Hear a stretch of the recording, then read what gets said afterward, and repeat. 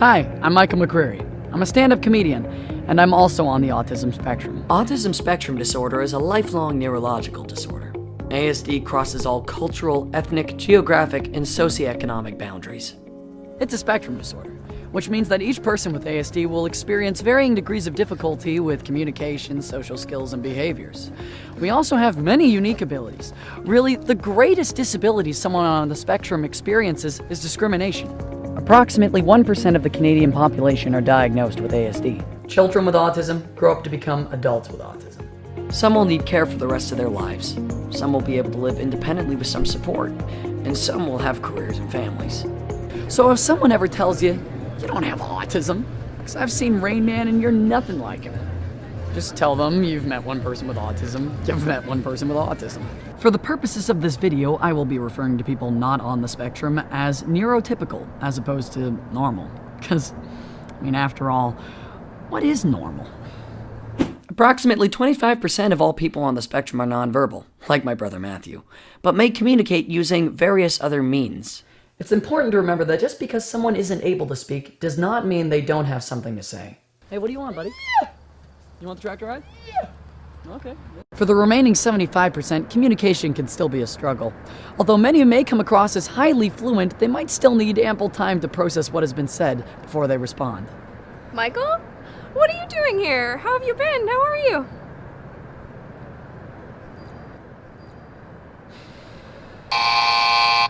Michael? What are you doing here? I'm making a video.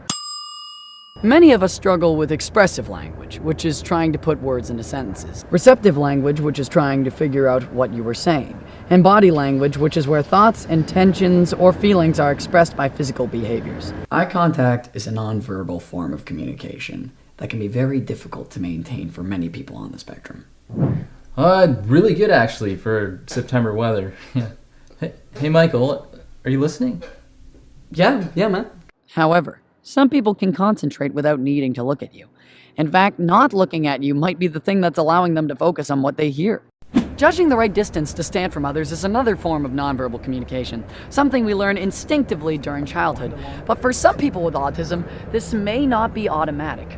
Ironically, many people on the autism spectrum are unusually intolerant of people entering their personal space, or just hate being touched altogether. Michael? Dude, it's been so long! How are ya? Taking language literally is the default mode for many people with ASD. So, you have a show tonight. Are you getting cold feet? No, I'm wearing shoes. That is why many of us don't get sarcasm relating to non-linear uses of language, like jokes or irony. So, you have a show tonight. Are you nervous? No, I'm not. I'm wearing my lucky shoes. Cool. Social skills can be a challenge for people on the spectrum and can cause difficulty finding and maintaining friendships. It often appears that we are unaware of things going on around us because we don't exhibit a neurotypical response. So the bartender says, why the long face? Did I tell you guys that my cat died last week? 'Cause he's a horse. He has a long face. This can come across as uncaring or rude. The truth is, we can be very aware of our own difficulties and extremely sensitive to others' negative reactions. Some people believe we don't feel empathy. The term empathy is misleading. We do feel and appreciate emotions. We just might be unsure of what emotion others are feeling and have difficulty expressing it in the conventional way. So if it seems like we're clueless to what's going on, we're actually just reacting to the situation in a way that is unfamiliar to you. But, alright, I guess we can be pretty clueless too.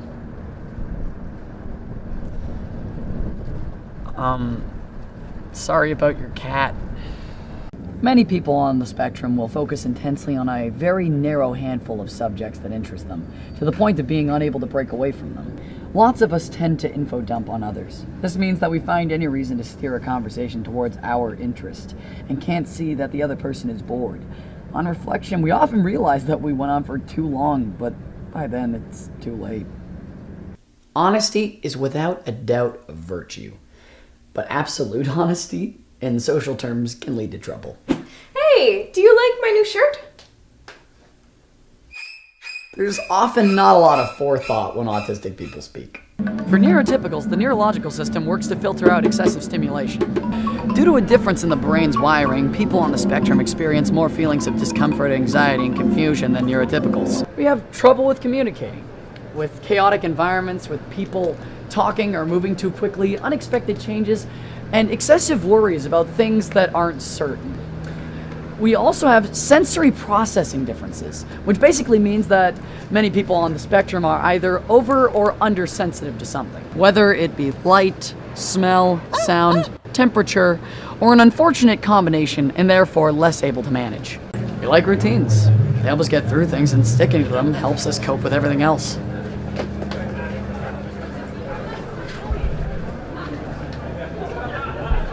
Repetitive behaviors are a trait of autism. We call these coping strategies self-stimulation, or stimming. Self-stimulatory behavior is the repetition of physical movements, sounds, or repetitive movement of objects. These traits don't make the person with autism uncomfortable. On the contrary, they can often be quite calming.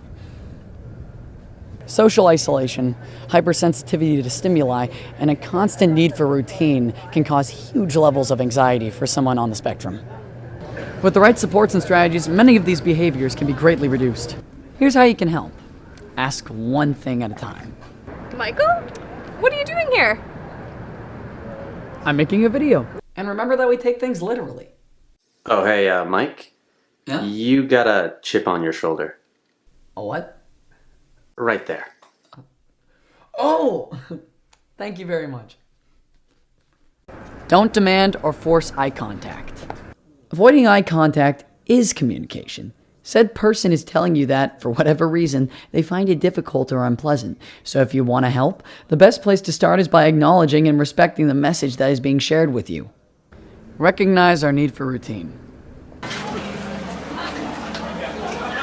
Take your cues from the individual. Remember, you're better at it than us. Hey, Hey, how's it going? it's going pretty good. It's easy to think about ASD as a diagnosis. However, we're not talking about a diagnosis here. We're talking about a person with ASD. Ultimately, we can and should learn not only to tolerate the differences of autistic brains, but to embrace them, rather than trying to make the person with autism fit into the neurotypical world. We need to expand the concept of acceptable behavior to include people with autism as part of the range of human diversity. We're different, not less. Autism Ontario's vision is to create acceptance and opportunities for all individuals with autism spectrum disorder. And our mission is to ensure that each individual with ASD is provided the means to achieve quality of life as a respected member of society. Autism. See the potential. It's easy to think about a diagnosis, but we're not. It's easy to talk about ASD as a diagnosis. It's easy to think about a diagnosis, but we're not talking about a diagnosis. We're talking about a person with ASD.